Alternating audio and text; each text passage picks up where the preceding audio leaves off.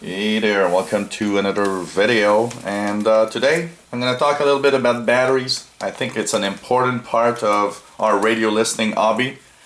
If you are using a portable shortwave receiver, you know what I'm talking about. These things use batteries, and today's radios are really good at using the minimum power, but yet you still need to replace the batteries from time to time. And there are differences in the batteries out there, and not everybody knows about that, what the difference is. First of all, lots of the radios will probably be powered by regular alkaline battery. Duracell, Energizer. Here I have an example of Panasonic batteries, which are just here. Basically, these will do a good job in powering your radios if you need a really long period of time of usage, because these pack a lot of power. And so alkaline batteries are really cool for the fact that they actually keep their charge long. So if you have a radio, for example emergency radios that you don't use very often, having alkaline batteries is a good and sure thing, because even after 2 or 3 years they're still going to be packed with energy. And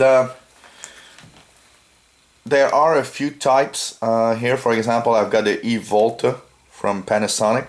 This battery is a special battery for very high power appliances like digital cameras, for example.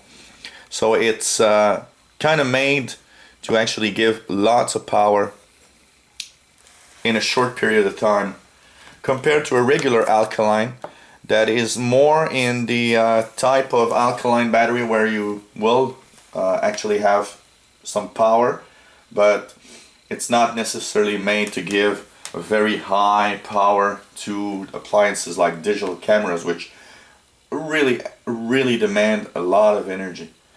So in the radio, regular alkaline will usually be fine.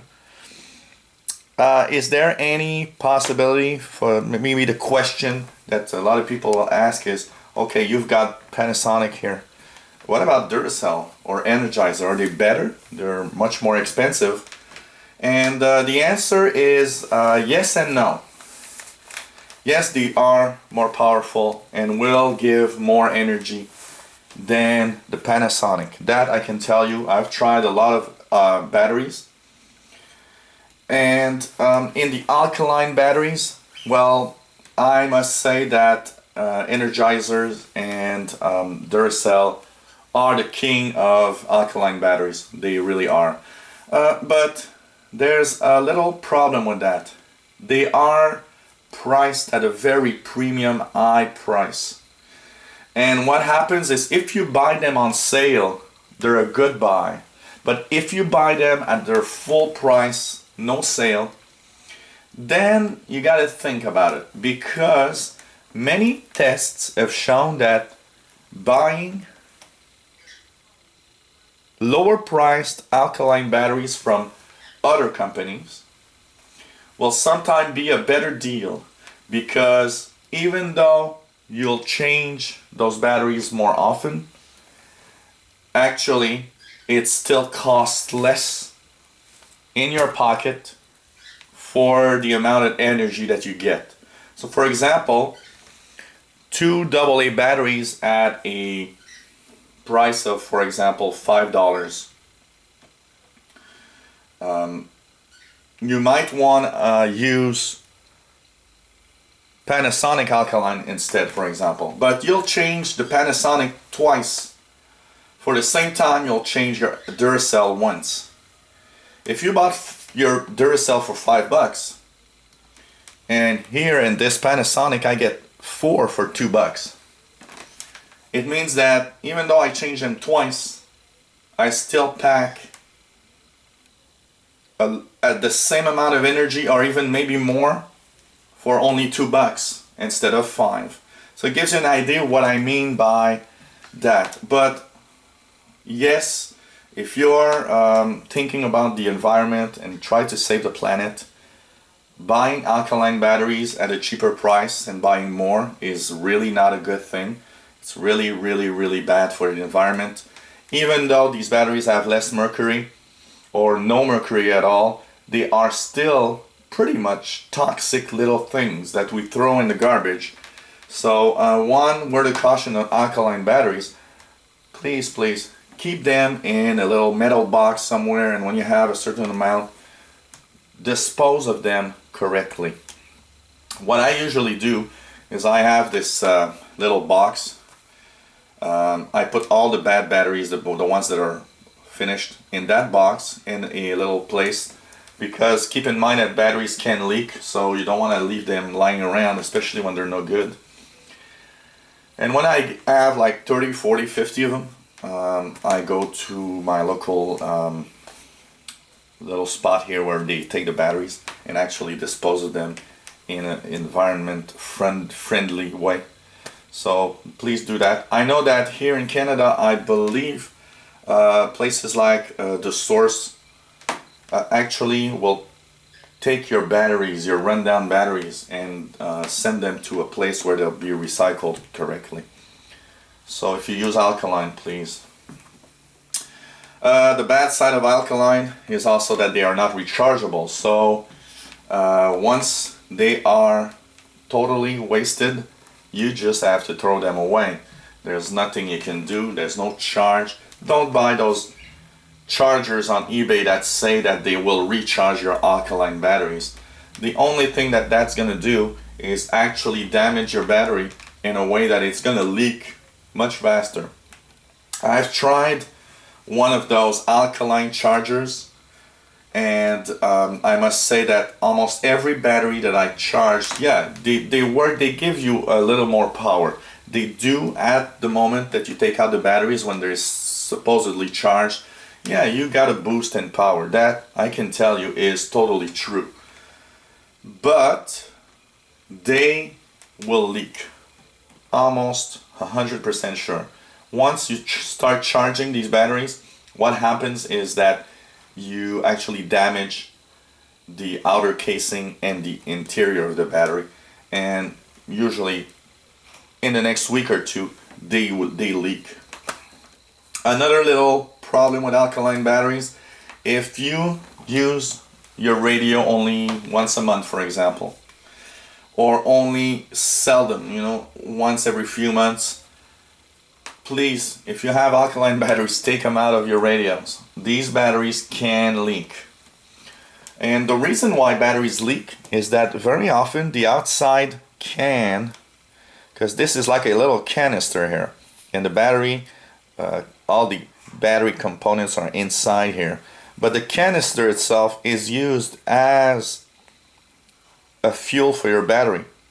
And when you use your battery, the exterior canister actually degrades because it is being used. It's part of the battery itself. It's not just an outer casing, it's really part of your battery. So when you run down your battery, the outer casing actually will get thinner and thinner. And it often gets thin to a point where it can actually leak. And you'll have little holes that will leak. That's why your batteries leak, basically. So the outer canister will often be damaged. It will get thinner. Another reason why batteries might leak is that if you try to recharge, or if you had a very high consumption of energy, sometimes the pressure inside the canister will actually make the exterior canister burst a little bit, especially if it gets thinner. Some batteries are better than others. I would say that I've seen less leaks in Duracell and Energizer batteries than I would see in very cheap alkaline batteries. An example of very cheap alkaline batteries, maybe you've seen these Chinese cells that try to imitate Duracell, but they are alkaline. Sometimes they are alkaline. These batteries tend to actually be rather bad. So if the cheaper the batteries are, I would say the better, the more you need to keep them out of your radios when not needed. The thing you want is you don't want to leave your batteries in a radio a full year, for example. Chances are they might leak. New batteries, of course, will usually be better and more safe to keep in your radios for a long time than run-down batteries. The more you have used the battery, the bigger the chance that you'll actually have your battery run or leak in your radios. So once you've used batteries, keep them out of any electronic devices. So that's the little tutorial part one. This one was on the alkaline batteries. One that I didn't mention, because there are these really cheap batteries that are actually not alkaline. You might run with, for example, batteries like these Golden Power, for example. This is super heavy duty, it says here on the battery itself. Now keep in mind, super heavy duty batteries are not alkaline.